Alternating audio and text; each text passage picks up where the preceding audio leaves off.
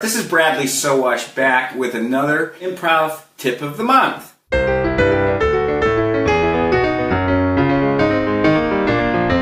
This tip of the month is going to reveal a mystery that we showed in our graphic that promoted this event.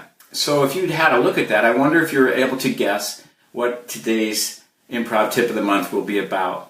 Can you see a thread here? We're going to be talking about how to play pop music by ear. I'm going to be talking about pop music through a particular tune. I don't know how many of you know what these are. So I'm holding here these odd, useless nuts that have a sort of brown top to them. And these are Ohio Buckeyes. The Buckeyes are what we call ourselves when we live here in Ohio. It's what our football teams from Ohio State is called, and it is, they look like an eye of a deer, I suppose. People around here make peanut butter insides here to represent this part, and then they put them in chocolate, and it's a Buckeye snack. You may have seen those.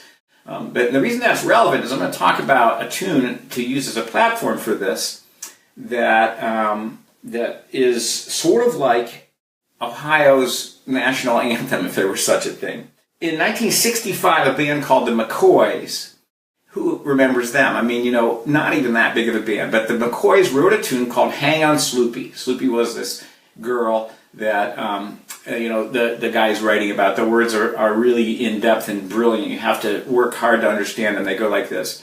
Sloopy comes from a bad side of town, and everyone there gets my Sloopy down. That's how it starts. So it's not very rich, but it is a very catchy melody. And because that band was from Ohio and had some kind of national attention, and Ohioans probably have more pride than most any other state in the Union, possibly with the exception of Texas. We've seen Ohioans love where they live and they brag about their state. So, of course, we embraced this rock band with all our hearts and souls. And they had a nice hit, and that was all very cool. And I remember being a little boy listening to that on the radio.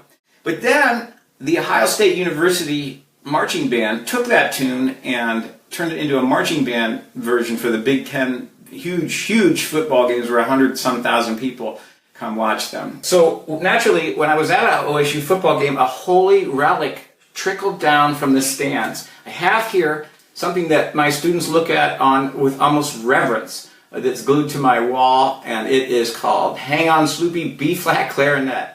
It somehow flickered down into the parking lot as I was leaving a football game a number of years ago, and it is now hangs on my studio wall and inspires reverence. Really, let me just take one more thing before I go on.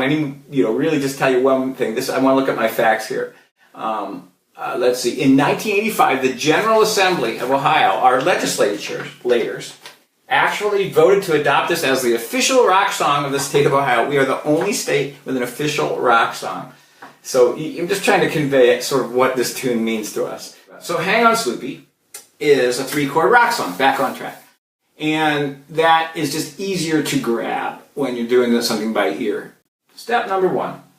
If you want to learn a pop tune by ear, start with the bass line. You work from the bottom up. That's your takeaway. Work from the bottom up. So number 1, even though it's at the top of my list, it's at the bottom of the music.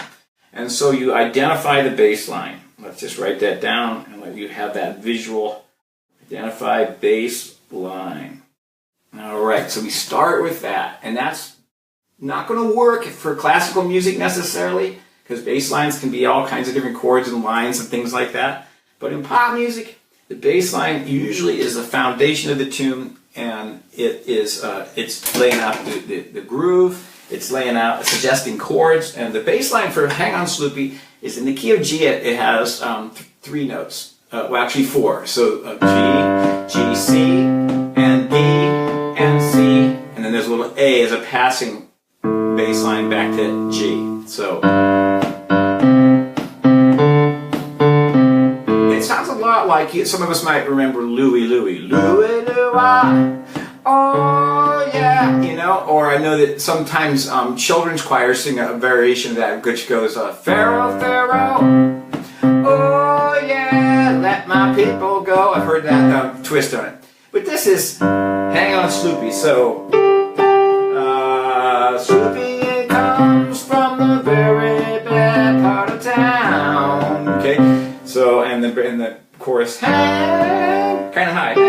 Hang on, Sloopy, Sloopy, hang on. Okay, so we're going to figure out that in a minute. But right now we have G, C, and D. And that is already going to lay the groove down, get us going. And really, if you're working with a student and you get the bass line to a tune, you already have a little bit of a grin going on because they recognize that, and especially when the bass line is distinctive, as it is in this tune. The second step is to identify the chords. And how are we going to identify the chords? Well, the bass line in pop music typically plays roots. So if we know the bass line is G, C, and D, then we now, which am I going? Then we know that the chords are probably G, C, and D. How do we know if they're major or minor?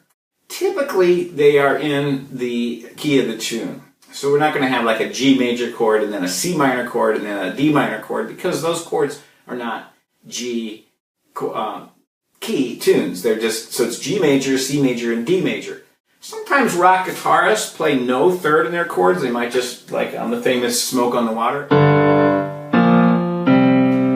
And so the third may not be even present. That makes it a little trickier to figure out the chords. But you can usually get a character of it, whether it's dark or bright and cheerful. So having identified the chords and the bass line, you put those together. So I'm going to play in my left hand the bass line, and in my right hand on 2 and 4 I'm going to play a G chord, a C chord, and a D. Now, if you're a music teacher, your students already know these typical hand positions, root, like that. So,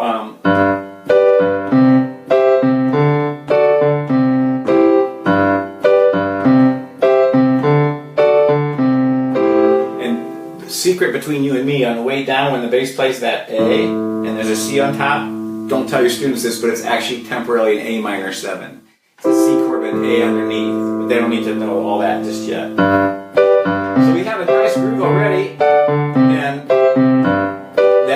that is feeling a little bit like the tune. All right, so step 3, put them together, which I just did. So we're just playing the chords and the bass line. Notice that the melody hasn't even come up yet. The melody is going to follow after. So we're working from the bottom up. We can identify the bass line in our left hand. Let's put an LH there for left hand. The right hand played the chords, and then we put the hands together. And now we have a groove.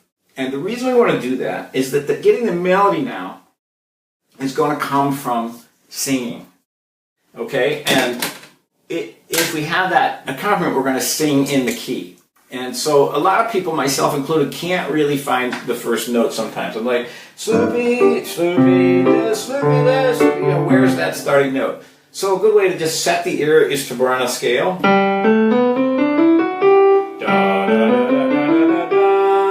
And that kind of sets my ear into the key, and then I think of the tune. How's the tune go? Sloopy, Sloopy, da-da-da, Sloopy. Okay, I know it's probably in the G scale. I actually know what it is, but so is it a D maybe? Since the first chord is a G chord, maybe it's a D. That's in the chord. Is it a B? It's a B. So you can pretty much guess that the starting note is in the starting chord. You have a G chord, it starts on a B. Okay, from there on we're going to sing it out.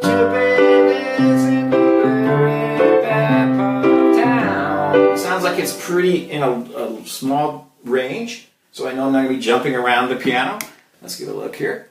All right. Now, does it go up or down? If your student's stuck, just say, does it go up and down? Sloopy lives in the... Let's repeat it. Very... Ah, it went down. No, it's not B. Must be a skip. And then because singers sometimes do little slurs and things, they go down. So who knows what that is? I'm going to just imitate that with... I mean, it kind of heads to that D. So now we'll put those together.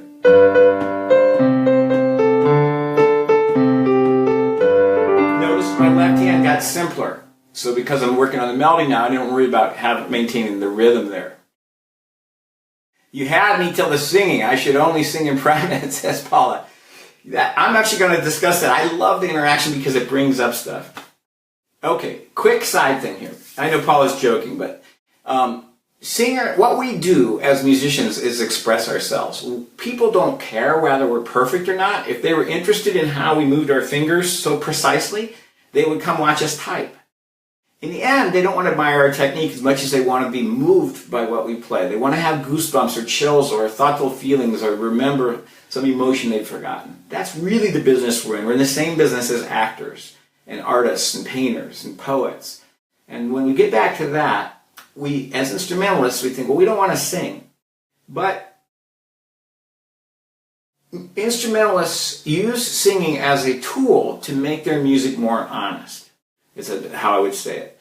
If you're playing music that comes from your heart, especially when you're improvising and you're finding those licks from inside, then the singing is the quickest route to finding what's in your imagination. And I teach chamber music students, and I heard once pianists are frustrated singers. I agree with that, Diana. A lot of jazz pianists mumble as they play. You hear them going, Oscar Peterson. He's actually singing and letting his fingers show us what he's thinking. Some pianists moan. Keith Jarrett's the one as he's playing. I think the piano and all instruments in a creative hands are actually representing our basic music making capabilities, which is body percussion and vocal. I've heard so many people say, I'm so visually oriented or I'm glued to the page. No, I'm not. Just take the time. It's slower. It's harder. Work out the melody. Do those things we said. Now, we have to put the melody back into some way to play melody, chords, and bass line. But we only have two hands. How are we going to do that? There's a couple solutions, and I can't get into the great details of that right now. But one of them that's not too hard is to play chords in between the melody. So here we go.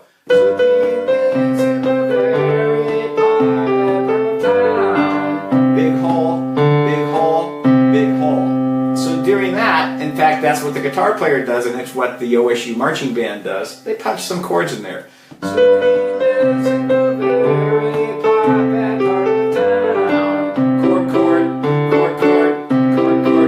My hands for that. So any song has natural pauses in it. You just take that moment to take your right hand down and play some chords. Chord.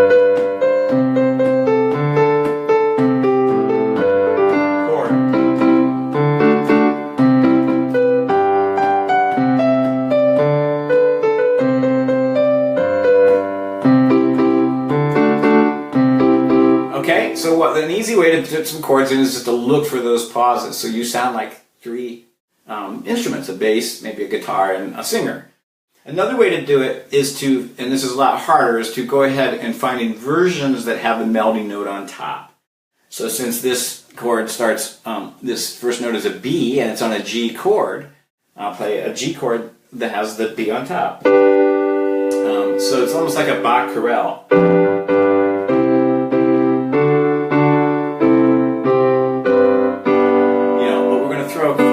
Bottom of a right hand chords in there along the way. That's a concept I teach in my lessons, and I call it hang chords. So with hang chords it would sound like this.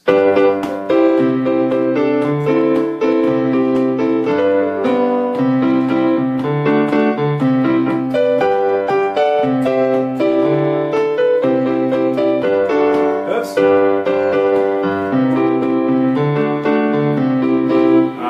Okay, so we kind of put those together. So number 5 is to fill in the gaps. And that's kind of what I did with chords. But you can also do it with fills. Little licks in between. So let's go to the chorus. Now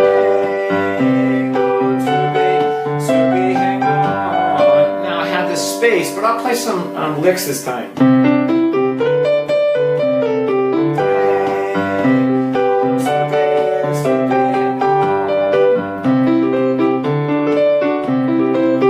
What notes sound good there? Well, you already know the answer to that if you think about it. You have a couple of choices. This is the kind of thing I teach in my lessons. What I was using, I always like to say, when in doubt, pent out. So the pentatonic scale is wonderful 5 notes that work so often that I sometimes call them safe notes. You can kind of stick them in without any relevance or without any knowledge of the chord at hand or anything. And then I also could just use chord tones. If it's in the chord, it'll sound good in your melody.